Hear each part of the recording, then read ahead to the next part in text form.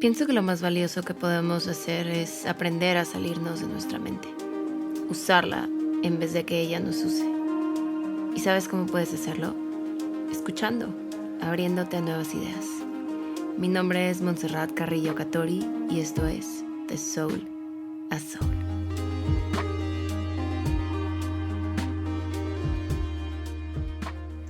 Hola Souls, ¿cómo están? Yo estoy muy contenta grabando aquí desde el Centro Mindfulness Monterrey con un maestro que admiro muchísimo, el doctor Javier Gutiérrez Ornelas.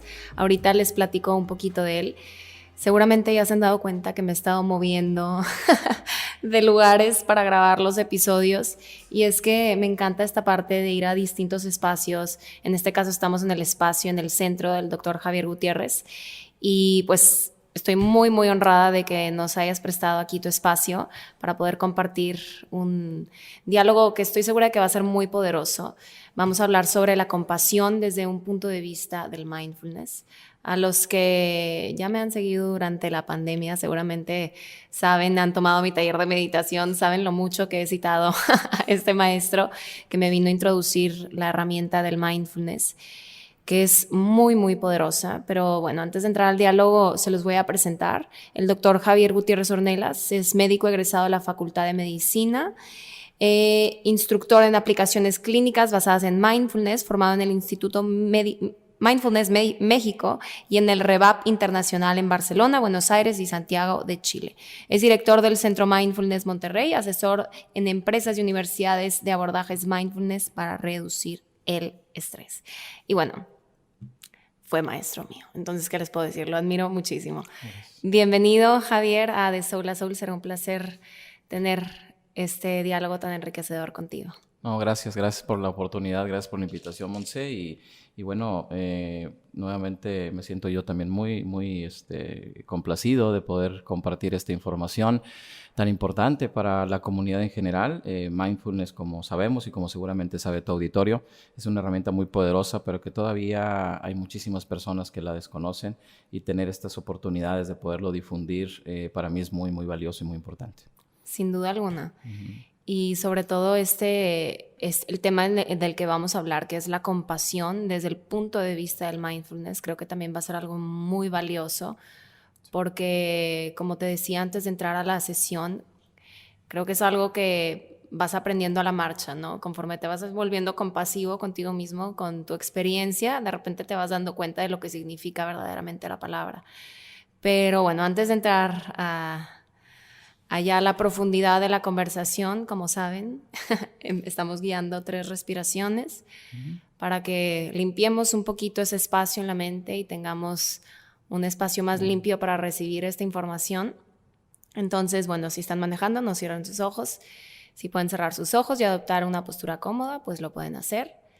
Los invito a que su espalda esté recta, pero no rígida. Relajen sus hombros.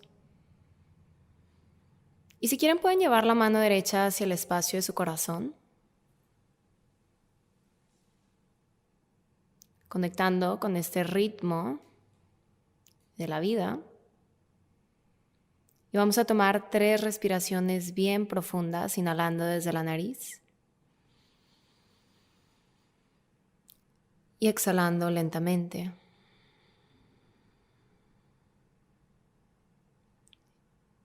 Inhalando. Y exhalando. Y una última vez, inhalamos. Y exhalamos. Y puedes regresar tu mano hacia tu regazo, abrir tus ojos. Bienvenido. No, más despejado momento presente. Definitivamente.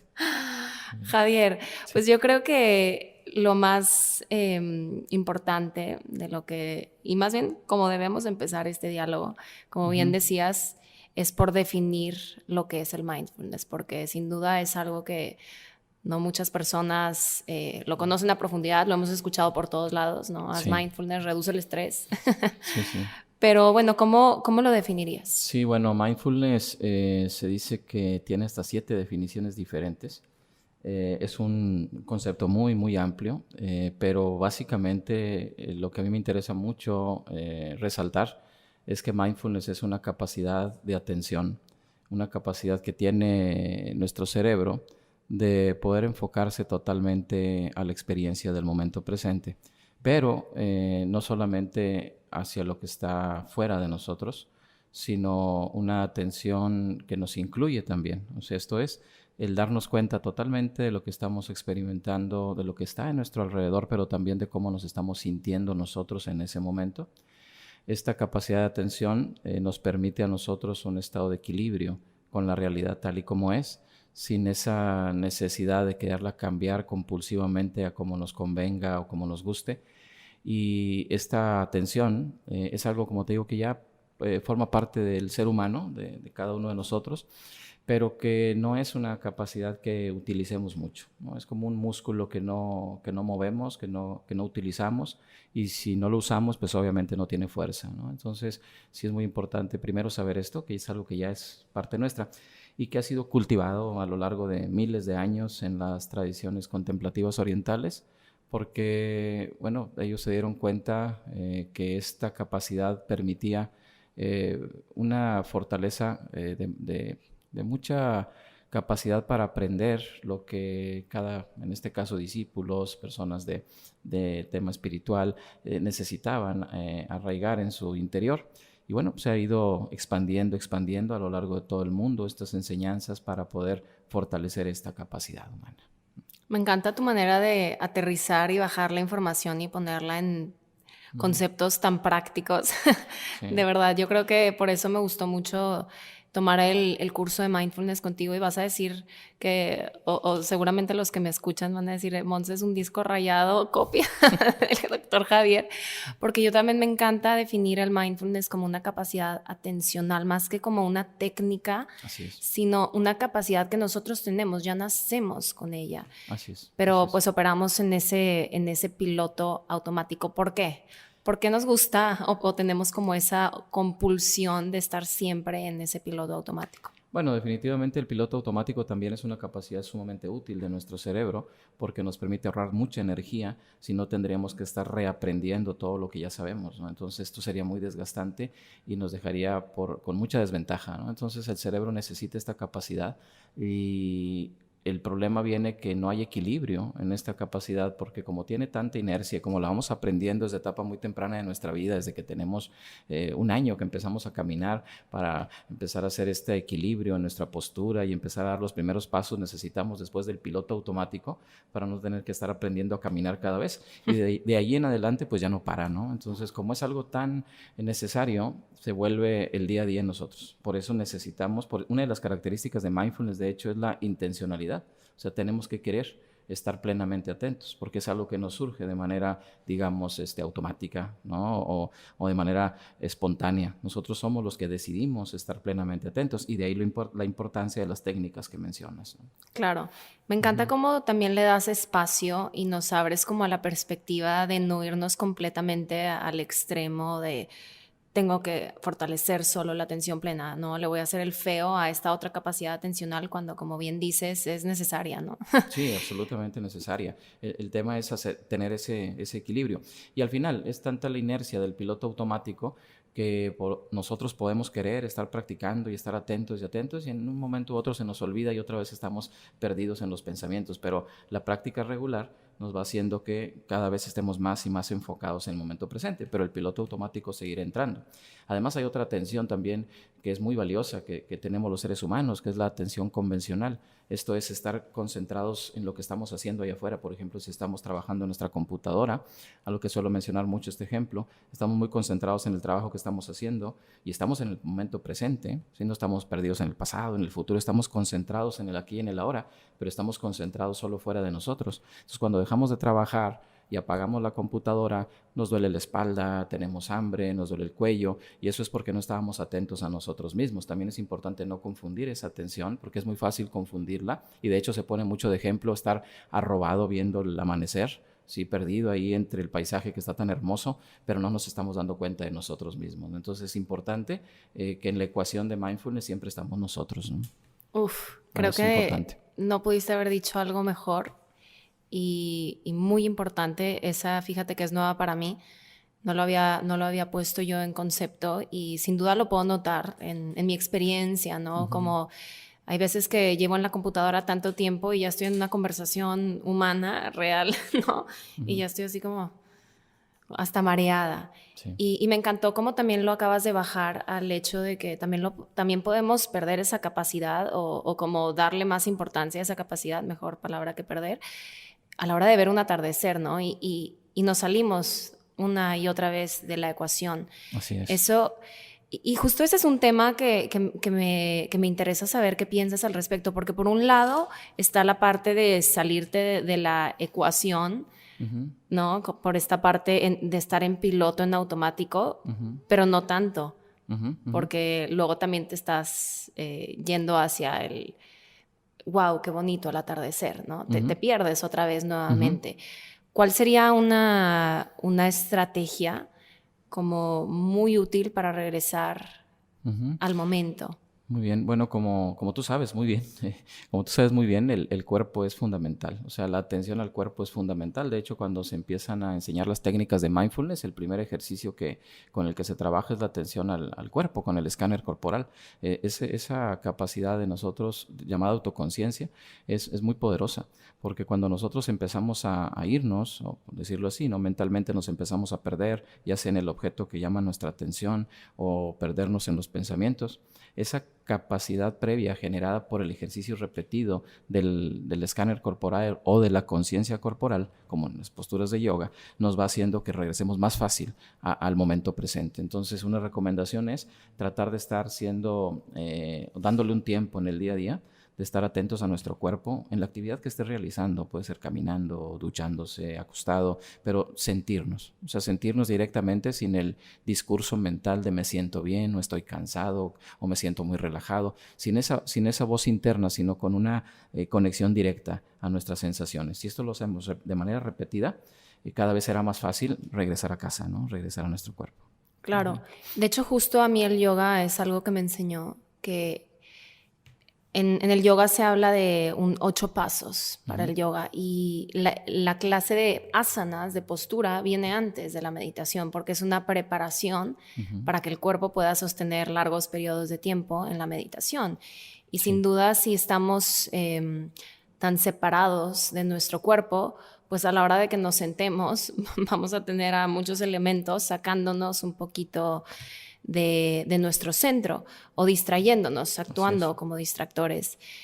Me fascina este tema y creo que justo podemos entrar de aquí al tema de la compasión, porque creo que con algo en lo que nos topamos todos en este camino de la meditación es como hacer frente a todo eso que no me gusta de mí, a todo eso que no me gusta de los demás, a esta parte de sentirte como que, ay, un poquito como perdido, enojado. También te empiezas a topar con tus emociones en el escaneo corporal, desde el escaneo corporal, ¿no? Te empiezas a topar con, ya me quiero salir de esta postura en algunas ocasiones y en otras te relajas completamente.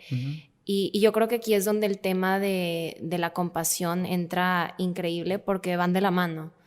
No podemos meditar sin antes aprender a ser más amables con nosotros mismos, a ser, pues bueno, ya nos darás tú la definición de la compasión porque es muy amplia y me fascina la definición que tú le das a este concepto que tiene que ver con el no sufrimiento.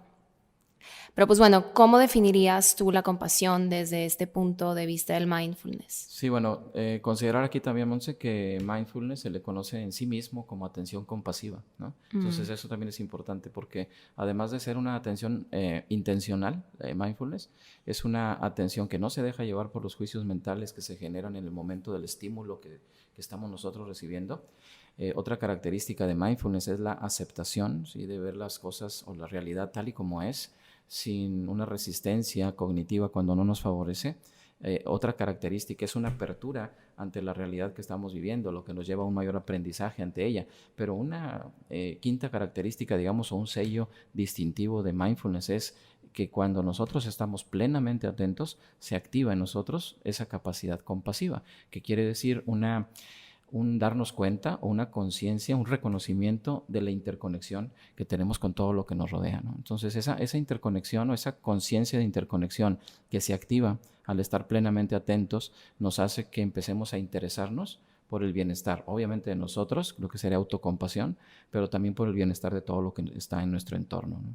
Entonces eso también es muy importante mencionarlo, porque hoy en día se utilizan técnicas basadas en mindfulness para muchas cosas, ¿no? Y muchas cosas, desgraciadamente, no son para el bien de los otros seres, ¿no? Entonces, por ejemplo, vemos el caso de entrenamiento en militares o entrenamiento en personas que se van a dedicar, ¿no? Como parte de su trabajo mismo, en matar o en dañar, ¿no? En cazadores, etcétera. Entonces, y sí, logran tener una gran capacidad de atención hacia su presa o hacia su víctima, pero eso no es mindfulness. Eso es bien importante verlo. Mindfulness, para que pueda ser realmente lo que aquí estamos hablando, tenemos que notar ese vínculo con el otro. Y cuando tenemos ese vínculo o sabemos de ese vínculo con el otro, no le dañamos en ninguna de las formas. ¿Vemos? Entonces esto también es importante hacerlo ver, ¿no? Sí. Muy, muy, muy importante, porque definitivamente creo que aquí podemos tocar un poco la parte de que el mindfulness es la parte práctica del Zen, ¿no? Y bueno, le quita un poco toda la parte religiosa que le pudiera, o espiritual, que le pudiera causar resistencia a muchas personas. Sí. Pero sin duda puedo entender, y a la hora de leer como a todos estos maestros ascendidos que hablan de la unidad, de la conciencia, a la hora de que el mindfulness deja tú que nos lo enseñe la teoría, a la hora de que lo experimentamos y verdaderamente queremos buscar el bien común, entendemos como un poco este mensaje de estos maestros que tenían como tanto Sí. estas ganas de que, Sí. de que descubriéramos cómo somos uno, de alguna manera estamos interconectados. Definitivamente, de hecho estamos interconectados, nuestro cerebro no lo ve así, ¿no? Nuestra mente trabaja de manera dual, pero la realidad es que todo es un continuum y hoy la ciencia lo sabe, algo que, como mencionas, los maestros iluminados lo saben desde hace miles de años, ¿no? Entonces de ahí parte mindfulness y de ahí parte la compasión. Entonces la compasión es ese sentimiento, ¿sí?, de preocuparnos, de interesarnos por el bienestar de los demás. De hecho, la compasión es algo natural también en nuestro cerebro, no es algo que nosotros generemos de una manera intencional, es algo que ya viene en los genes de nuestro proceso o funcionamiento cerebral. Se ha demostrado que los niños desde los 14 meses de edad ya estimulan compasión, o sea, ellos ya generan un interés por el bienestar de sus cuidadores, de sus padres, de su mascota, de sus hermanos, del entorno inmediato, pero lo que sucede es que conforme vamos nosotros obviamente desarrollándonos, nuestro cerebro va generando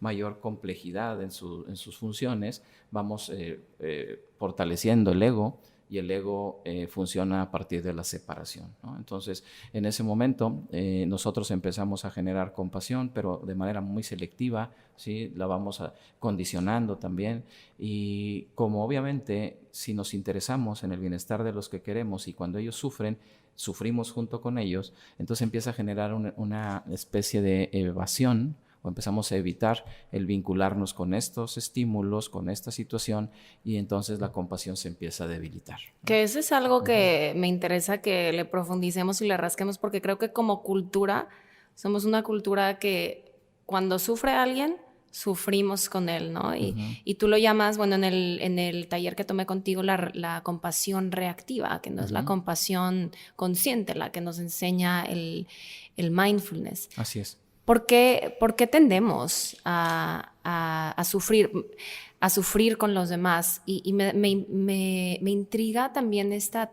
parte en la que decimos, ya no quiero sufrir con los demás, entonces ya hago a un lado la compasión. Y de cierta manera ya la tachamos, ya no la quiero entender. Me parece que a un nivel inconsciente. Sí, de hecho, como mencionas, a nivel cultural, compasión, de hecho, en Occidente se traduce como sufrir junto con, o sea, ya se da por un hecho que conlleva el sufrimiento agregado. Sin embargo, como lo vimos en su momento, la compasión puede ser consciente o puede ser reactiva. ¿A qué se refiere esto? Se refiere a que cuando nosotros nos damos cuenta del sufrimiento de alguien, detonamos la empatía.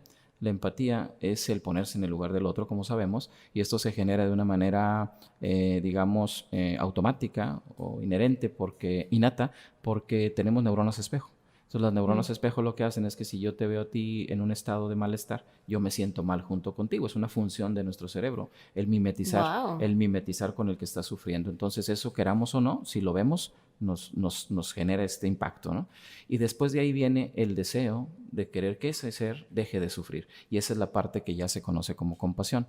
Entonces, si yo me vinculo con alguien que sufre, pues yo sufro porque se genera esa empatía, pero el problema viene cuando nosotros no tenemos las herramientas para poder regular nuestros procesos emocionales de una manera adecuada, ¿verdad? Entonces, como culturalmente también tendemos a reprimir o evadir las emociones desagradables, incluso a tacharlas como negativas, cada vez que se presenta una situación donde una emoción de esta se detona, no tenemos herramientas para estar con ellas. Y lo natural y obviamente lógico también esperable es que corramos, que escapemos de ellas, ¿no? Y se va haciendo ya un estilo de vida. Entonces, una cultura como esta, que tiende mucho a la competencia, también obviamente es muy generadora de este distanciamiento, ¿no? En el que si yo me vinculo con alguien me voy a debilitar, ¿sí? Y entonces ya no voy a estar por arriba en lo que yo necesito y se empieza a generar este tipo de situación. De hecho, es algo que ya generalmente no me ha sucedido últimamente, pero al inicio, cuando yo daba cursos en empresas, les compartía que yo manejaba el tema de compasión y me decían, sabes que no me lo toques en la empresa, ¿verdad? Porque nosotros hablamos de competencia, de liderazgo, entonces hay mucha distorsión en el concepto, ¿no? Pero naturalmente todos somos compasivos y todos tenemos esa fortaleza, no es debilidad, es fortaleza si sabemos trabajarlo adecuadamente, ¿no? Es que sabes de qué me doy más cuenta conforme más aprendo de mindfulness. Es como, hace tiempo entrevisté a Víctor Vargas, que es un coach. Su podcast me gustó mucho, hablamos del síndrome del impostor y él decía, es que no te imaginas como lo dañino que es tener una herramienta tan poderosa como tu mente en tu contra. Y digo, volteándolo un poquito, como el hecho de conocer lo primitivo, ¿no? Cómo funciona tu cerebro, el hecho de que nos compartas de las neuronas espejo, ¿no? El simple hecho de conocerlo ya nos debería de liberar, porque sabemos que nosotros tenemos control sobre nuestra mente y la mente no necesariamente tiene que llevar el control de nuestra vida, ¿no? Es como... Qué liberador es conocer la naturalidad de tu mente, cómo opera de manera en automático sin odiarla, ¿no? O sea, porque es parte del budismo y esto me encanta también, ¿no? O sea, aceptar que vamos a envejecer, que vamos a enfermarnos, que vamos a morir, que nuestros seres queridos se van a morir. Hacer frente a todas esas cosas también es muy liberador. Alguna vez se lo escuché a un maestro, no es como enojarte porque el sol sube en el este y se opone en el oeste, no, es una realidad, es lo que es. Y entonces creo que mindfulness nos mete mucho a esa burbuja de aceptar lo que es tal cual es y desde ese espacio controlar tus impulsos. Así es, desde ese espacio de aceptación de la realidad, de objetividad, nosotros comenzamos a ser agentes de cambio para los demás. Es importante también decir que cuando tenemos esta generación de compasión consciente, hay dolor emocional. O sea, el dolor emocional es algo que forma parte de la naturaleza humana, ¿sí? El dolor es inevitable, el sufrimiento. Exactamente, el dolor es inevitable, el sufrimiento es el que tenemos que nosotros, con nuestras herramientas como estas de atención plena, evitar perdernos en él. Porque también es algo muy que se ha demostrado, que se ha evidenciado, que cuidadores, por ejemplo, de enfermos crónicos, ya sea enfermos mentales, adultos mayores, etcétera, que quieren a su familiar, obviamente, que lo atienden, que lo cuidan, etcétera, se desgastan muchísimo y que incluso mueren antes que el cuidado, ¿no? Entonces el cuidador muchas veces muere antes que el cuidado porque toda esa carga de tristeza, de miedo y que muchas veces los lleva a realizar actividades o conductas dañinas, por ejemplo, fuman más, no cuidan su alimentación, no duermen adecuadamente. Incluso hay una situación ahí muy, muy interesante. Cuando nosotros, teniendo a un ser querido que está atravesando un mal momento, nos sentimos bien, o sea que si hay un momento del día en que con ese familiar enfermo y que le atendemos, nos sentimos tranquilos, a veces nos sentimos culpables porque nos sentimos así. Y decimos, no, es que yo me tengo que sentir mal si tengo a mi papá enfermo. Entonces, todo ese tipo de situaciones tenemos que irlas conociendo, que forman parte de una forma de funcionar del cerebro automática, ¿sí? Que se guía por su instinto, pero que no tiene por qué ser así si nosotros trabajamos en un cambio, ¿no? 100% de acuerdo y me pongo a pensar en que nos enseñaron a que esto era como ser egoísta. Estar centrado en mí es egoísta. Pero bueno, claro, si lo hacemos a un nivel de solo hablo de mí, tal vez eso sí es muy egoísta, ¿no? Así es. Muy egocéntrico. Pero qué importante es decir, yo importo, ¿no? Mis emociones importan, mi descarga emocional me importa. Estar haciendo con un enfermo, estar con mi familia, pero desde un espacio consciente es importante. Y eso es lo que no nos explicaron de la importancia de que es estar en contacto con nuestro interior. Me impacta esto que dices de que los cuidadores a veces fallecen incluso antes del cuidado. Eso me parece increíble. Sí, y sucede mucho, te digo, por ejemplo, con enfermos mentales, ¿no? Que no están conscientes de su proceso de enfermedad, pero que el familiar sí lo está. Entonces, él vive toda esta carga de sufrimiento, de malestar. ¿Pero por qué? Porque no tiene esta herramienta para poder reducir al menos, si no quitar el sufrimiento, claro, reducirlo de una manera que nos permite una vida digna, una vida plena y aceptar, como tú mencionaste hace un momento, aceptar que las cosas son así. O sea, que en mi vida me está tocando, ¿sí? Cuidar, atender, apoyar a un ser amado que está en momentos difíciles, ¿no? Entonces, si empezamos primero por nosotros, como tú mencionas, y luego por los cercanos, podemos ir extendiendo nuestra compasión a todo ser vivo que nos rodea ya como algo natural, como algo que forma parte de nuestra esencia, ¿no? De nuestra naturaleza. Como la meditación meta, que es, bueno, por lo menos creo que es como la madre de la compasión dentro del mindfulness, ¿no? Igual y nos pudieras ayudar a definir esta meditación meta. Sí. Me encantaría que al final del episodio nos guiaras una meditación. Ahí ya escoges tú cuál. Se va viendo el tiempo, tú me dices cuál. Pero sí, me encantaría que nos compartas también sobre esta meditación meta y por qué tiene tanto que ver con la compasión, con este tema. Claro que sí. Primero, bueno, sí, si me permite, es importante ver esto de la compasión como una fortaleza y como algo que está hoy en día totalmente basado en evidencia psicológica y científica, neurocientífica. Hoy existen diferentes formaciones, entrenamientos para fortalecer nuestra compasión, porque no es algo tampoco tan sencillo. O sea, tenemos que involucrarnos realmente en un proceso de cambio de trabajo. Universidades como Stanford, la Universidad de Zaragoza, la Universidad de Texas tienen cursos de hasta 12 semanas para fortalecer la compasión de una manera muy, muy detallada, muy bien estructurada. Entonces sí tenemos, o sea, sí hay herramientas, sí hay respaldo de que nosotros podemos ir generando esta capacidad compasiva. Y cuando nosotros generamos esta capacidad, vamos teniendo una fortaleza, una ecuanimidad muy poderosa. Y nos volvemos verdaderos agentes de cambio para las personas que queremos. Pero muy, muy valioso considerar que la compasión empieza por nosotros mismos, ¿no? Eso es bien importante, porque también en nuestra cultura, sobre todo de acuerdo a las ideologías, digamos, judio-cristianas, ¿sí? Se tiene que empezar siempre por los demás y al último por nosotros, ¿no? Y esto ha estado muy arraigado en muchas generaciones de nuestra comunidad y hay muchas personas que son muy compasivas, y que incluso obviamente esa compasión no se queda en el deseo, sino llevan a cabo acciones muy poderosas, muy útiles para los demás, pero no se toman en cuenta a sí mismos. O dicen, yo no importo, yo me quedo al último, los demás son primero que yo. Y eso va generando que al final estas personas de tan buen corazón y de tan buenas acciones, pues se consuman más rápido, ¿sí? Porque no se están atendiendo a sí mismas, ¿no? Claro, como la historia que contabas de la señora que se iba al vecino y ella regaba sus plantas, ¿no? Exacto, y que al hacía final todo por se todos, veía, ¿no? Qué buena se memoria. veían claro, Sí. pues que no te digo que soy tu fan. Sí, un ejemplo ahí está en esa historia, ¿no? Y al último ya cae enferma y dice, no, yo no importo, los que importan son los demás. Entonces, claro que tenemos que tener un equilibrio. El Buda lo decía, si la compasión no nos incluye a nosotros, es una compasión incompleta, totalmente incompleta. Entonces tenemos que empezar, como tú lo dices, no por egoísmo, sino al contrario, para poder ayudar a los demás.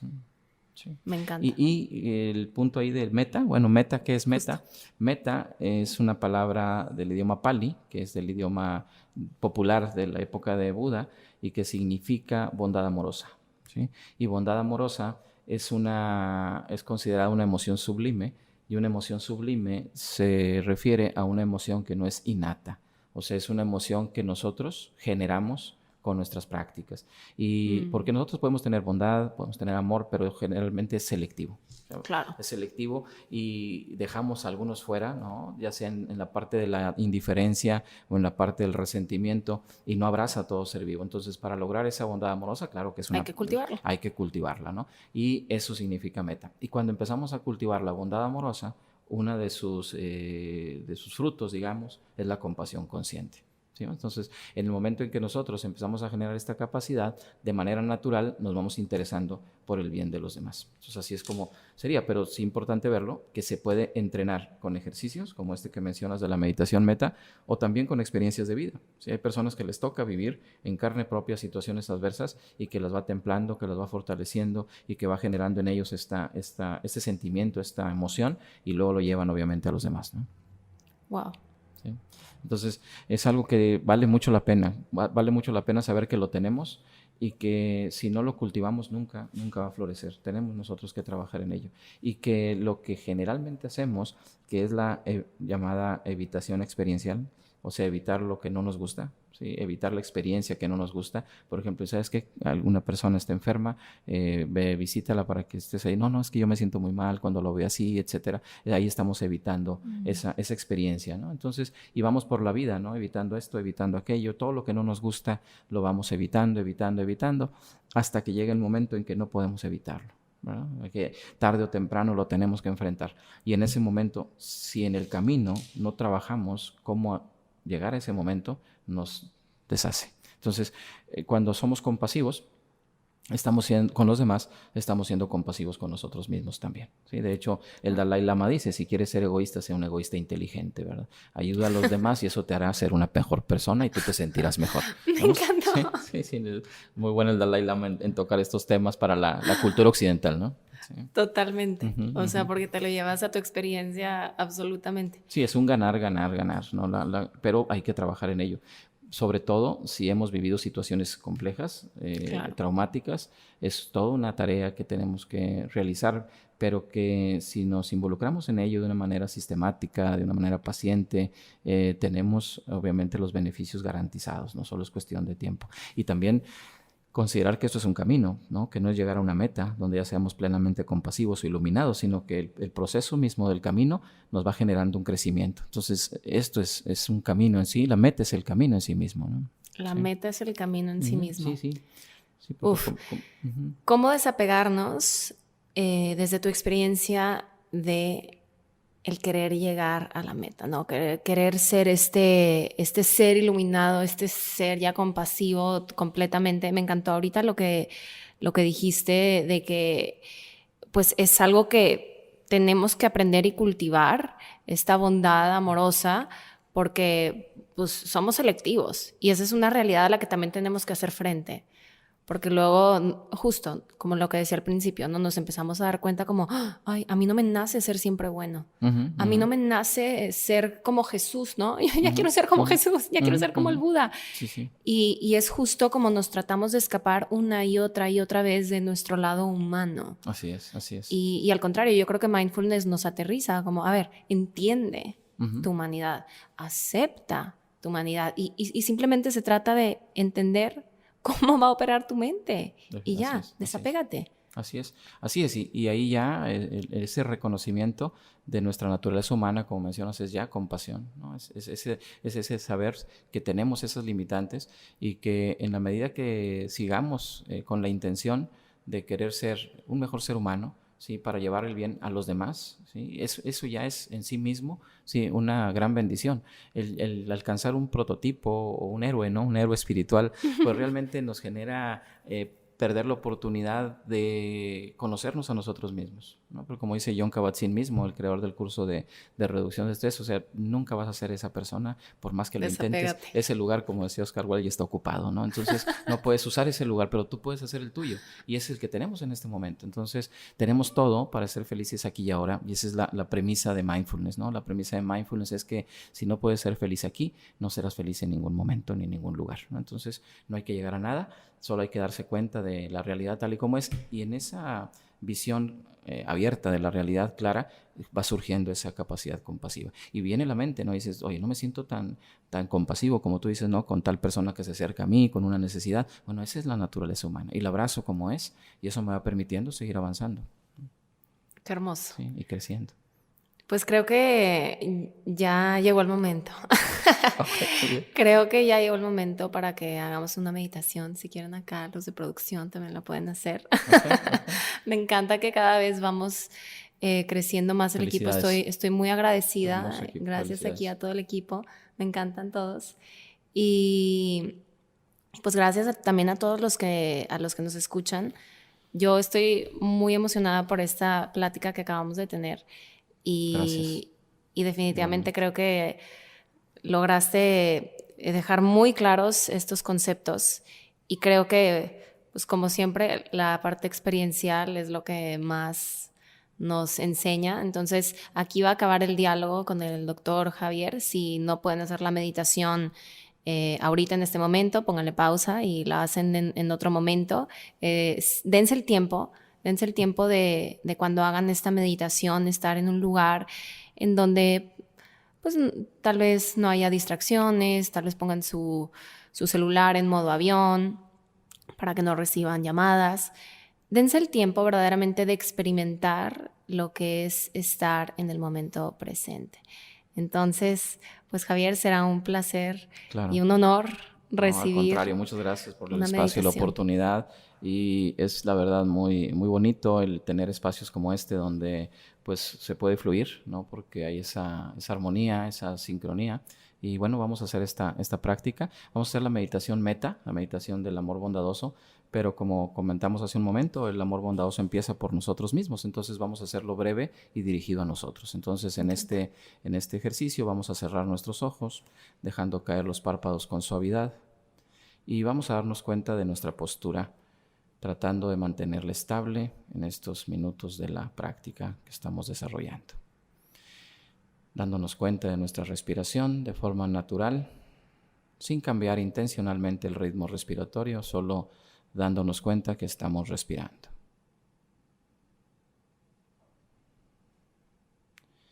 Y como lo hicimos hace un momento, vamos a llevar la atención a la zona del corazón y vamos a colocar la palma de nuestra mano sobre el corazón. Y vamos a presionar un poco y hacer un suave movimiento circular con nuestra mano, como si estuviésemos dando un masaje a nuestro corazón. Tratando de sentir este movimiento de manera directa. Detenemos el movimiento de nuestra mano, la regresamos al muslo o al regazo donde la teníamos, pero vamos a tratar de dejar nuestra atención ahí en la zona del corazón en este momento. Y desde ahí, desde este anclaje a nuestro corazón, vamos a hacer esta breve práctica. Y lo que vamos a hacer ahora, así con nuestros ojos cerrados, es que vamos a imaginar que frente a nosotros, muy cerca de nosotros, tenemos una silla vacía. Imaginemos una silla, tal vez una que ya conocemos o una que podemos crear con nuestra mente en este momento. Visualicemos su tamaño, su forma, su color. Y ya que tenemos bien clarificada en nuestra mente esta silla, lo que vamos a hacer ahora es que vamos a imaginar que en esta silla llega y se sienta una niña o un niño de aproximadamente 6 o 7 años. Nuestra niña o niño interior, dependiendo de cada quien, recordémonos a la edad de 6 o 7 años. Recordemos cómo era nuestro cuerpo, nuestro aspecto. Imaginemos que ese niño que aún está dentro de nosotros y que muchas veces toma decisiones en nosotros, ahora lo tenemos ahí, sentada o sentado, respirando con total atención. Vemos su rostro, vemos su cuerpo. Y al ver a nuestro niño o niña interior, le enviamos mentalmente las siguientes frases. Que estés feliz, que estés sano o sana, que estés libre de sufrimiento.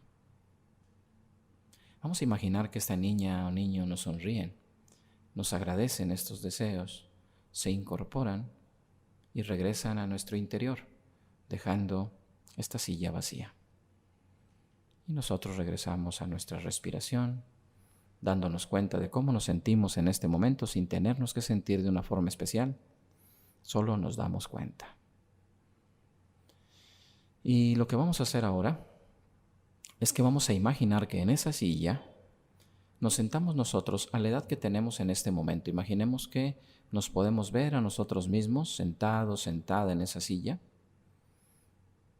con nuestros ojos cerrados como estamos en este momento, con nuestra espalda erguida, respirando conscientes.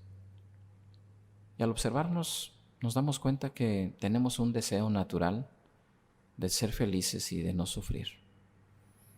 Y nos enviamos mentalmente las siguientes frases. Que yo esté feliz.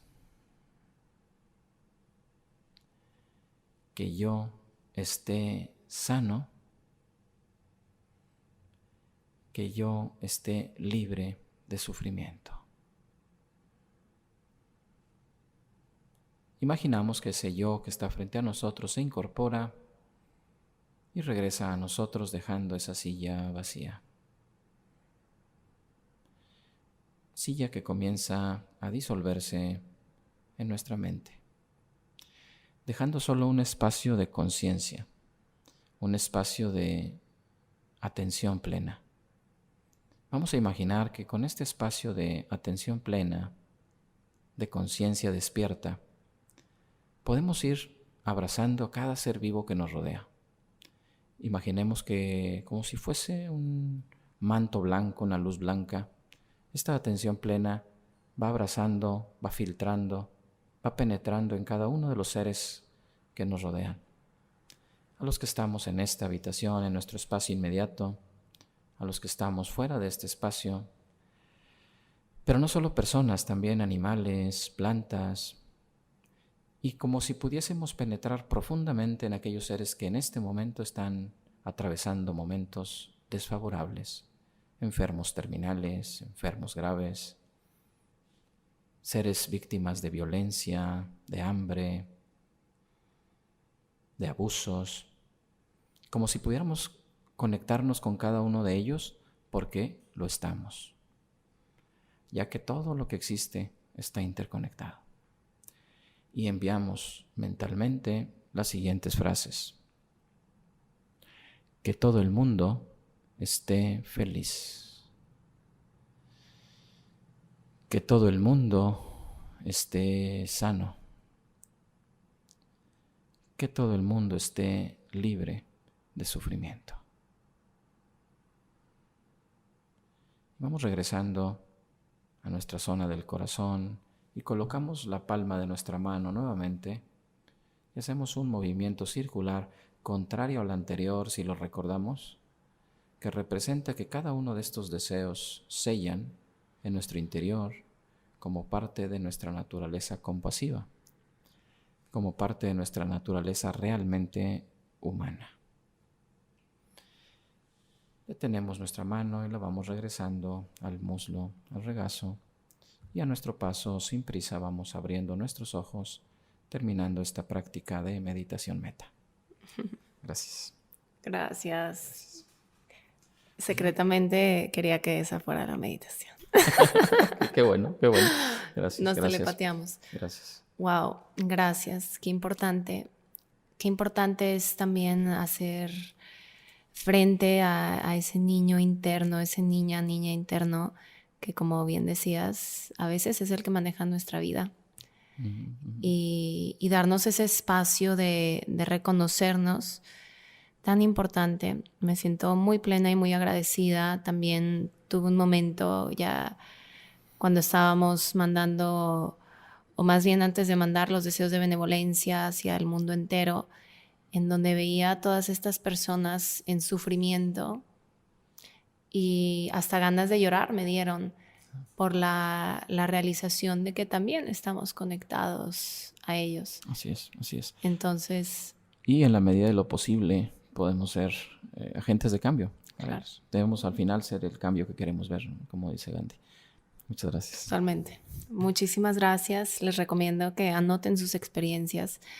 Hace rato estábamos platicando el doctor y yo que extrañamos esos contactos presenciales, de guiar meditaciones grupales a mucha gente, porque pues es diferente ese intercambio de energía, es hermoso escuchar las experiencias de las personas, porque nos damos cuenta de esa humanidad compartida y creo que también nos abre muchísimo a la compasión. Sí, sanador. Súper sanador.